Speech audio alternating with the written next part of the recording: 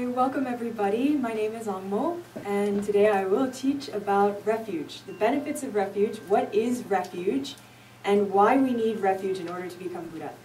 So this is an extremely important topic because refuge defines Buddhists. When you take refuge, that means you're a Buddhist. When you take refuge in Buddha, Dharma, and Sangha, I have to explain and specify that because we're always taking refuge. Every day, we always want happiness, and our entire mission of our life is for happiness and to avoid suffering. We like happiness, we want happiness, but we always think that happiness is somewhere outside of us, in our careers, in our family, in the things that we own, in our friends, and what people think of us. We have these ideas that these are our happiness, and we take refuge in that. We take refuge in what the media tells us. We believe the media is our guide. They know what's the hip new fashion. They know, the scientists know how our body works and who we are, basically. And they define these things. We take refuge in authority figures as our guides. And many times they have good advice, but not always. Because they do not have enough wisdom, basically, to really be able to help us to find happiness.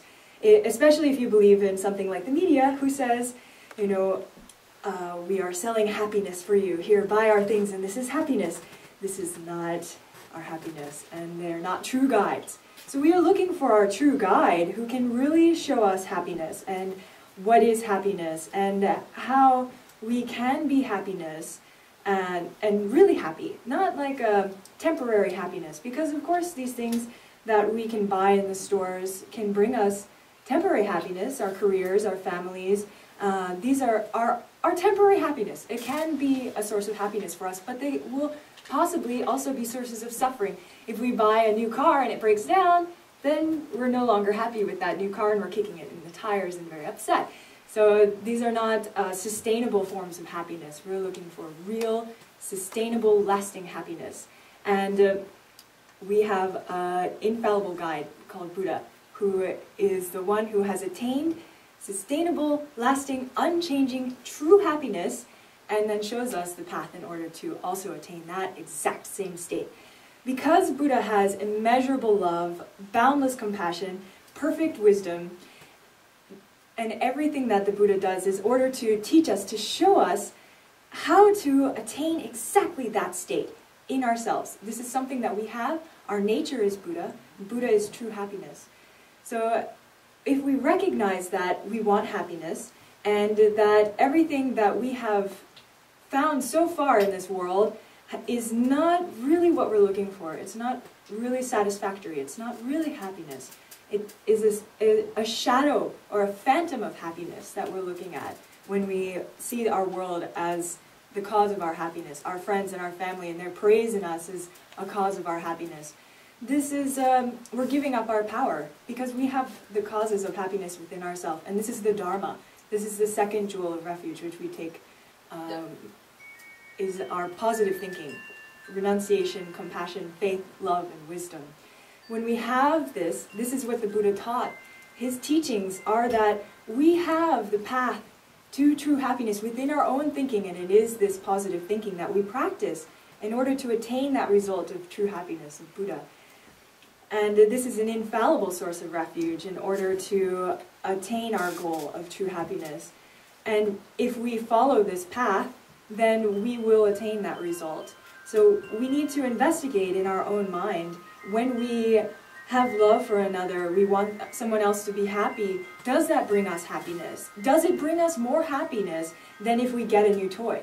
If we get a new car, if we get a new house, if we get a new job? Is it more lasting? We have to investigate that in our own experience.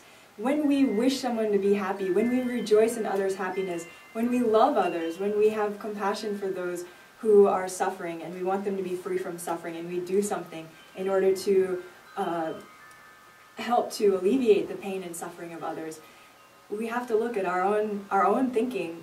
If this brings us more happiness, if this brings us more lasting happiness. And I have to say yes, definitely. Because anything that we own, anything that we possess, anything that we experience is temporary and impermanent. And the causes of happiness, our renunciation, compassion, faith, love, and wisdom, our positive thinking, will definitely be a cause for this state of Buddha, of true happiness, which is a benefit for ourselves and all beings, and does not change. You see, all of our happiness in this world is temporary and impermanent, but the state of Buddha is lasting and does not change. True happiness. This is our path. This is our goal. Buddha is our guide. Buddha is also our goal, and we take refuge in Buddha in this way. Dharma is our path. We follow this path. We practice this path in order to reach our goal. And Sangha, the third jewel that we take refuge in, are our companions. They're those who have positive thinking in their mind. They practice positive thinking, are practicing Sangha. And then there's natural Sanghas. All beings have naturally positive thinking in their mind. All mothers love their children to some level, and some more than others. Even the birds and the animals take care of their children and love them. And we see it every day, our love and compassion that others have. This is our object of refuge. And they are our support on the path. So if we want to go, say, to New York City, we need to know someone who perhaps has been there before as a guide to show us around town. We've never been here, we need to know, maybe we have a book, someone who's been to all the good places, we find they're our guide. We need a map. We don't look at a map of Chicago to take a walk downtown New York City. It's the wrong place, in the wrong direction. So even in daily life, in our worldly activities, we need to have guides, we need to have maps where we're going, and we need to make the decision. Our refuge is a strong decision where we are going, how we are going to get there, and who we take with us. So this is what we are doing when we take refuge. We are making this decision, and we are always making a decision based on our happiness, wanting happiness for ourselves and for others. When we practice, everything that we do is for this goal. So we need to make a decision based on our wisdom in what is most lasting, what is the greatest benefit for ourselves and others. Is it that I will be happy and so I will buy a new computer? I will be happy for me only, and then that way I will have a family. I will be happy just for me, and that way I will do all of these things. And you can, but it's never satisfying. It's never fulfilling. It's never complete. But if you take refuge in Buddha, if you know that Buddha is true happiness and that Buddha is the nature of your thinking, that you will become Buddha, you know that the Buddha's every words are in order for you to attain that state of lasting happiness. You don't have to give up all of these things, this world. It's fine. You will keep it and use it along the path. They are become a source of your happiness now because you understand that it's not your ultimate goal, that your ultimate goal is true happiness, and you're taking refuge in that, your own happiness and the happiness of all beings. You trust in that, you trust in the teachings of the Buddha, that it will guide you to your lasting happiness. This is our decision on our path. We decide, Buddha is my guide, Buddha is my goal, Dharma is my path, and Sangha are my companions. So rather than now listening to the media as our guide, or whatever various things that we may take in our life as our path and as our happiness, we will not be led on wrong paths anymore because we set our highest intention for the true happiness of ourselves and all beings to become Buddha. And with that intention, then we will reach that goal, and everything along the way will support it. This is my wisdom I am so happy to share with you all today on taking refuge.